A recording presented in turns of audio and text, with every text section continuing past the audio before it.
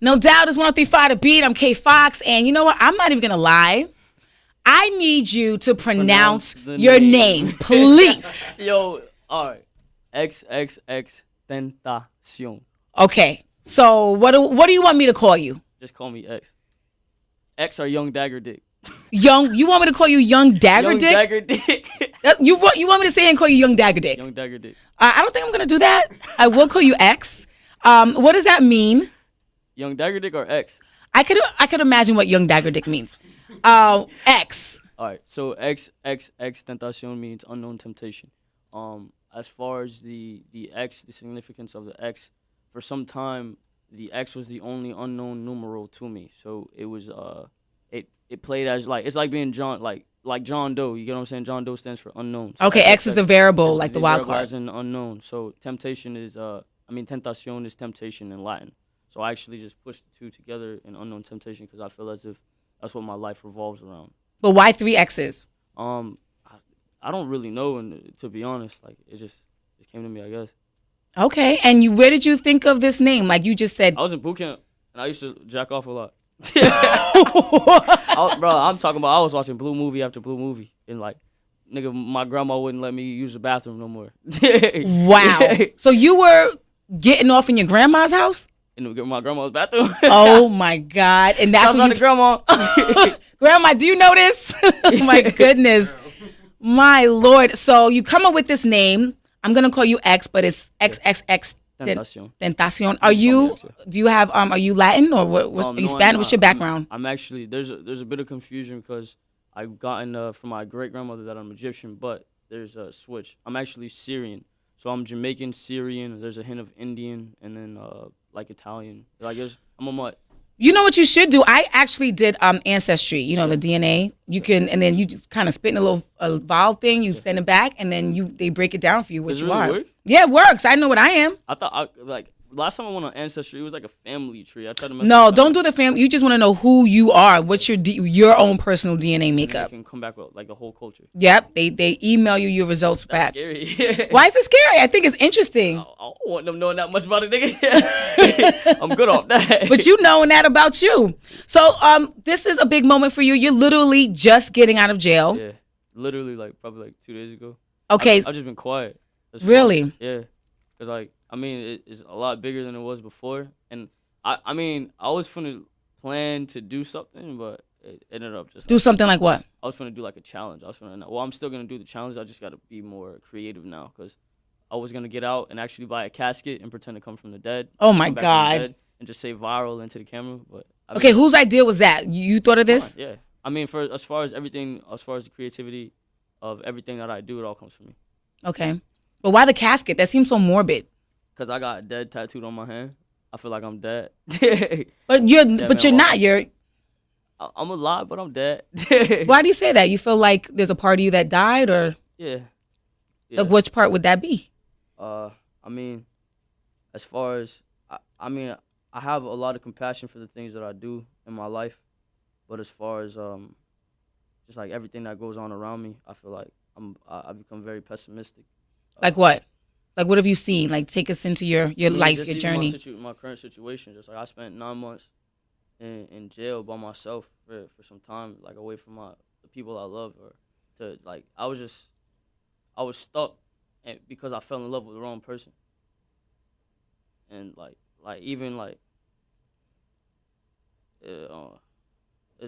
was a fucked up situation. I fell in love with the wrong person. I tried to give them the world, and I don't want to blame it on the career. It may just be that I'm stupid as a person. It may just be to my negligence or karma catching up to me. But just due to the fact that obviously I must not have been enough, a lot of shit took place. So it was a explosive relationship, and definitely. So is that why you were in jail, or did it have anything to do with why you got locked up, Initially, the charges that were pending against me, they're not true. The fucked up part is it's not true. I'm on probation for it, so I can't say too much because they could violate me whenever they want, and I don't want to go to prison. But I mean to be very descriptive as to the situation that the situation of the case. I mean, they had no evidence from the very beginning, so I was sitting on no evidence just due to the fact that I violated pretrial, which is ankle monitor, pretrial release. it made everything 10 times harder for me. And my ex knew that, and she fucked me over on purpose. Like, I always told her, like, yo, I can't get into no shit, you get what I'm saying, or else I might be going back for life. Because I have PBO charges. PBO means punishable by life. Okay. Therefore, like, if you violate on a PBO probation, they can give you whatever the fuck they want to, if you're found guilty on that violation. So if I so much as simply drive down the street with a suspended license, or if they really want to fuck me over, like get a speeding ticket, you know what I'm saying, they could violate me and I'll be going to like prison for a very, very long time. Wow. It's 7 years minimum. They have to give me 7 years out the gate. Wow. And how old are you? I'm 19. You're only 19, yeah. And all of this is going on. Yeah. So do you still speak to your ex, or what's the situation? Do you guys have children together, or? No, it was just more or less like, when you, like, I'm just saying this to you as a person, not even like, not even on no interview shit. Like, when you know what it feels like to feel for somebody, you know what I'm saying? And when you have this genuine feeling that you get from somebody, and you make that person your source of happiness, obviously it becomes like, they become your drug. You know what I'm saying? This girl became like my drug. She must have had that good, huh? It wasn't even a pussy, dog. What was it? What? Tell me. She was topping the nigga good, though. Okay, so she had your mental too. So the mental was there, everything. It was mentally. It may have just been myself, because I wasn't enough for myself at that point in time. Like, so she fed something in you that you felt like you were missing. She filled the void. There will be and always was a void in my heart, and it was just due to the fact that I didn't have my mom for a long amount of time. And my mom was out there trying to hustle, get her money up, you feel me? And she was doing everything she could. And I ain't even finna dub my mom. Like, I love my mom to death. That's the apple in my eye. I'll take a bullet for my mom any day. You take a bullet for my mom right now, no question. No questions asked. But it was just, at the time when she was younger, my mom was 17, 18 with a baby. And I mean, her nigga not paying her no mind. She ain't have nobody around, you feel me? So she was just hustling, trying to get out of the mud. She was passing me hand to hand and shit. So it was like. So you at grandma's house? Yeah. Initially, it wasn't even just that. Like, she, like, to friends and shit, you know what I'm saying? Our babysitters and, like, distant family and shit like that. It wasn't nothing really too close. So I grew up having to self-soothe. But imagine having to self-soothe and not doing it. And just being, like, mentally ill from the very beginning, and just being depressed from the very beginning. And I mean this, like, and I'm saying this, like, from my heart, like, that's really what it was. Well, thank you for sharing that with me. And so now that you have all this going on, the ex is dealing with you, and you know. She's not. I just want to say that she's not. So she's bitch on fire, bitch. Okay, but so what did you go to school? Like, were you in the streets? Like, I don't want to say I was in the streets, because there's some niggas out there that really living that shit. You feel me? Like, really living that life. I'm not living that life. I mean, I'm gonna fight a nigga. I'm gonna fight a nigga. If I gotta poke you, I'm gonna poke you. I was never one to shoot at people. You know what I'm saying? Like, I'm more likely to. I'm gonna fight you, and if you small, I'm gonna throw the hands with you. If you too big, I know you're gonna whoop me. I'm gonna stab you. Oh my God, I'm keeping the blood off. If you too big, I'm gonna stab you. And that's how I was on an aggressive aspect. You know what I'm saying? But as far as like slinging dope and shit like that, I only sold like 1 bag of weed ever in my life, like 2 bags of weed ever in my life. So, but you were in school, or you just wasn't about that life? As far as school, I went to school till sophomore year. I actually went to Piper High School in Sunrise. And you're from Florida originally? Yeah, I'm from Florida. What part? D side. Okay. Lauderhill. Lauderhill. Hey, shouts out to my city, man. But I mean, as far as going to school, I mean, I was in school till sophomore year, and I just knew, like I said, I was already depressed. So I would go to school, go to sleep, and like wasn't really doing anything, and I felt like it wasn't mentally doing anything for me. Like you didn't feel challenged? Not even just challenged. Like, I knew it was fake. Like, even like, all right, let's like realistically, as the parents that send their kids to school, they don't even know what their children are studying. Like, for one, about the fact that they say that Christopher Columbus discovered America. The Native Americans were already here. That's clear as day. If you really do, but they can't still be teaching kids that now. They still are. No, it's not altered. No, they have not altered. Like, that can't be happening. I hope they've altered it, because it was not altered at my. Like, when I was in school, that's what they were saying to us. Wow. Christopher Columbus discovered America. Like, I mean, as far as the information they solicit, it's all They feed us bits and pieces. I mean, I could talk about that shit all day. That's the type of shit I like to talk about. So you were just kind of over it. I felt like it was stupid. Anything that did not feed my happiness or make me remotely happy, anything that took away the freedom of my mental or took away that made my thoughts conform, I found irrelevant, and I felt like it would not benefit me at all, nor has it. Everything that I've applied my mind to and that I really attracted mentally has come to me. Anything that I did not want has not worked out. So then at what point did the music come into play into your life? When I was like 15 years old, I would play with it. I was listening to all the young niggas of that generation. I was listening to Wayne. I was listening to Drake. I was listening to the whole Young Money. You feel me? When Young Money was popping, but I was weird. I used to listen to rock. That's not even weird. You know what I'm saying? I was diverse. I was mentally capable of doing stuff like that. I was listening to like the Fray, Papa Roach, like different rock bands. You know what I'm saying? I was always strange, and then I'd go from that to listening to classic. And I was weird. That's great that you know different genres and different sounds that you like, because that's what music, that's hip hop. Yeah, you know what I mean? You shouldn't just pigeonhole yourself into one thing. Yeah, I was weird with that shit. As far as like what really made me start is I never knew what I wanted to do, and I didn't want anything that took away from my freedom. I wasn't with a 9-to-5. I only done one job, and I was a sales broker because I knew how to run my mouth. Sales broker for what? Energy Solutions. What does that mean? I was a fucking electricity salesman. Oh, okay. Literally, and that lasted like. So you knocked on people's doors and what? No, not even. So they came to you? No, it was more of like we would get on the phone, call the corporate office, talk to we try and get the corporate office to switch from whoever their electrician Okay, so was. let's role play. So you're calling me. Hello, my name is Jose Onfoy from Energy Solutions. How are you doing today? I'm good. Can I help you? I'm calling from Energy Solutions because we're doing a brief survey in your area. They're saying that you are actually paying more for your electricity bill than you should be. Are you aware of that? You know, you're pretty good at this. I'm a beast. You know how to switch the roles up. Yeah, I mean. Okay. I was good at it, but like I said, anything that made me feel like a slave, I wasn't with it. Our skin color has long evolved from that. You know what I'm saying? And now it's bigger than just our skin color. That's what I want people to also see. It's an economic war right now. Not even just that. Like mentally, the slavery is not physical anymore. It's mental. Mm-hmm. As far as the New World Order has come in the shape of electronics. You know what I'm saying? Taking away your mind from what you want to apply it to. The mind is but a magnet to what you want. You know what I'm saying? The law of attraction, like all the laws of the universe. I studied all the laws of the universe. You know what I'm saying? And I fully apply that. So was there someone in your life that introduced you to that, or just something you just kind of gravitated towards? I was born with the knowing of it. It was strange. That's why I felt like I knew. Like I believe, like I'm a really weird kid. I believe in past lives and future lives. I believe in the karmic cycle. I believe you will repeat this life until you get it right. I believe until you align the karmic cycle, nothing else matters. Okay. Like astral projection and weird stuff like that. And you incorporate that in your music? Yes. To some degree, yes.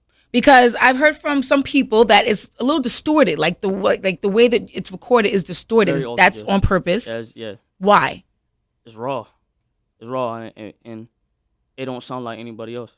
And if it don't sound like anybody else, then it sound like me. You know what I'm saying? I ain't trying to sound like bro. Like let's keep it blood raw. Like the niggas at the top of the industry right now, everybody's trying to sound like them. Everybody, literally, every single person that jumps into music, they're like, all right, how can I sound like this? This is the sound I want. You know what I'm saying? I came out literally trying to change that.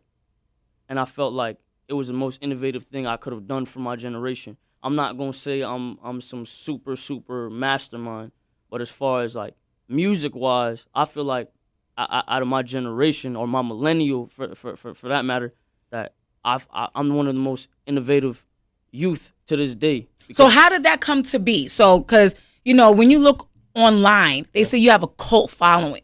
So it's kind of like, wow, a cult following. How do people just gravitate towards you? Because I love these kids. So it was the music, but do you think your rap sheet had anything to do with that, or was it simply the music? The depression is real. What is real will prosper. I always say that. That's what I live by. What is real will prosper.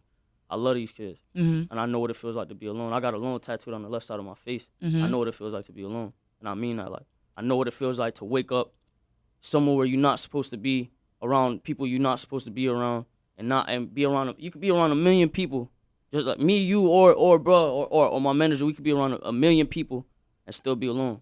I know what that felt. I knew what that felt like, and I knew what it felt like being on the verge of wanting to end it all, but being too pussy to do it. I was too pussy to end my life, so I knew that feeling, and I wanted to comfort anybody because I found a way out through the music. No, I think that it's brave to stand up and live your life. Definitely. Yeah. Definitely. I mean, it's a double jeopardy. It's a double-edged sword. I mean, I get it, but I think that it's brave when you choose not to. When you choose life. Yeah. Pain is everything. You know what I'm saying? If you choose to suffer through the pain, you strong. But so the music is your outlet. I want you to clarify something for me. Yeah. What's the situation between you and Drake? Do you guys have beef? Are you guys cool? Like, what's the situation? What's going on? All right, I'm gonna keep it. I was waiting on this. Talk to me. I was waiting for you at the door. Yes, me too. All right, so look, the nigga hit up. I'm like I ain't even on that snitching that shit. Keep it blood raw. Keep it blood raw. I got to, cause like I don't want nobody coming at me crazy. You feel me? Like I saw it, bro. You feel me? Like I wasn't in the wrong. Bro hit up a DJ that I fuck with. Who did? Drake. Okay. Drake hit up a DJ that I fuck with. You feel me? And bro told me, he was like, yo, the nigga Drake watched your interview. He said he fuck with you and he fuck with your partner Ski Mask. He's like, yo, he's saying he go call your manager within the next few days. Okay. So I'm amped up. Nigga, I fuck with Drake. Yeah. You feel me? Drake a genius. Yeah. You know what I'm saying? Despite me disrespecting him as a man, because I can't respect him as a man, I respect that nigga career. That's a GOAT. Okay. That's a GOAT. So you know how to differentiate the two? I know. Corporately, that nigga is the GOAT. Yeah. You know what I'm saying? And I knew what I was doing when I said what I said, and I knew how to approach him. Because I know where he can't beat me at. Okay. You get what I'm saying? So, initially, he was supposed to contact one of my managers. So, he doesn't do it. That same fucking week, bro, I go on to, well, I can't go on to it, obviously, because I'm locked up. But I'm on the Securus phone, you feel me? That's crazy. When you in jail, people checking for you. The cult following is like, yo, what's good? You still buzzing in these streets. And what were you thinking in your mind when you can't access it? Like, that must be a crazy feeling. Like I said, I was really, really, really big on being inside of my mind. Yeah. Like astral projection and meditation and things of that sort. So it was never, it was a problem because it was a problem for the reason that I wanted to be with my family and the people I love. You know what I'm saying? And I wanted to be able to express that. I wanted to be able to feed off the energy of my family. Now, as far as anything that revolved around my career, I knew it could wait. Okay, got it. I know what you feel me like. It's a difference between being an artist and being a rapper. Yeah. Some of these niggas could hop on the radio and be gone the next day. Yeah. You know what I'm saying? And they could try and be on the top, but they can't maintain it. I can maintain. Just like DJ Khaled said, you feel me? Mm-hmm. He made for this shit. I'm made for this shit. So you in jail? He's supposed to contact your manager, and then what happened? He dropped the fucking video previewing that shit in Amsterdam with some nigga from the UK. You know what I'm saying? He dropped the video. I was talking to my girl at the time, not the same bitch that got me arrested, a different girl. Okay. I was talking to her at the time, and she was like, "Yo, fuck that. It was my dog Chris. I was on the phone with my dog Chris. He was like, "Yo, you gotta listen to this shit. This nigga Drake a fuck nigga." That's exactly what he said. He's like, "This nigga Drake a fuck nigga. You gotta listen to this shit." So he plays this shit. I hear da da da da my dad. I'm like, what the fuck? As soon as it started, like I knew what he was getting at. And the funny thing is, we didn't discover it. Like you said, the fans, because they're so cold. Like it's like I got a piece of the internet. You feel me? So they were saying that Drake was biting your style. That's what the fans were saying. Yeah. Flow, hell yeah, bro. You could take his verse, like they did a mashup. They put his verse on my song, and the cadence is literally just at the same tempo. It's not offbeat at all. And if you listen to my song and then you listen to the bruh song, like you could, bro, we all not dumb. Yeah, go. Isn't the mashup on your Instagram page? No, that's not. Okay, where is it? Where can we find this? You could just look up Xxxtentacion Drake mashup. Xxxtentacion Drake. Or just look up Drake mashup or something. So now, where do you guys stand? Like, what's good now? I still think Drake a fuck nigga. I'm keeping a blood raw. I still think Drake a fuck nigga. Like I think he's not a man. I think he's a bitch. That's a bitch move. Especially when I was in jail facing life, bro. You know what I'm saying? If Drake would have came to my barn hearing, you know what I'm saying, that would have made my fucking day. If he would have showed that he's a hospitable person and that he's really in this shit for the culture, rather than being a fuck nigga taking my shit, running off with it, and then putting it on his album, then he would have got my kudos. He would have got my respect. I would have let him hop on the remix, take 100% royalty rate. I would have done it because I know I can maintain. You know what I'm saying? And I would have appreciated him for being a real nigga. But Drake not a real nigga. So, anything now, like moving forward, it happened. You can't take it back. I'm gonna make the world hate me. I'm gonna be that. I'm gonna be the super villain. I'm gonna make this whole thing crumble. People like the villains. Yeah, they do. I definitely agree. They definitely do. I'm gonna ruin everything for everybody. I'm talking about. I'm finna shit so hard. Like I'm gonna need moist towelettes on my right hand every day. I'm finna shit hard. So no more jail. That's clear. No, I'm good. You're out. You good? As long as they don't set me up, but they set niggas up all the time. I feel like they set Kodak up. If you ask me. Oh, you see my shirt? Free Kodak. Free Kodak. Hey, shouts out to Paul Ryan. Okay. Yeah, I think they set him up. If you ask me, because when I was on. See, the fucked up thing is, it don't matter how you get out. If they got a hold on you, they trying to violate you. Because when I was on pretrial, remind you, they say it's innocent before proven guilty. But they wouldn't let me out free, first of all, and I had bond. You know what I'm saying? They put an ankle monitor on me. I would get a call from my pretrial officer, and she'd be like, oh, your ankle monitor said you were here at this time. Because they shit used to glitch, because I was on the 12th floor at FIU. So it used to glitch out and say I was down the street or some shit. Wow. I never left my house. So she'll call me and be like, oh, you're going to go back to jail for a very long time. If you don't get right, I'm like telling her, I'm like, yo, I didn't leave my house. You feel me? The only time I left my house was to get pizza downstairs. You know what I'm saying? And they don't give a fuck. You got to realize these people get touched for this shit. That's crazy. And they violating people's due processes. Well, we know what that's about. We know what the system is not made for people to succeed. You know what I'm saying? I just want to be one of the people to actually give power to that shit, though, to like let people, like, nobody gonna feel it till they end up in that situation. He not gonna feel it unless his brother or his mom end up in jail. You feel me? He not gonna feel it unless your daughter or somebody end up in jail. Nobody gonna feel it till they end up. But I mean, like, it's sick.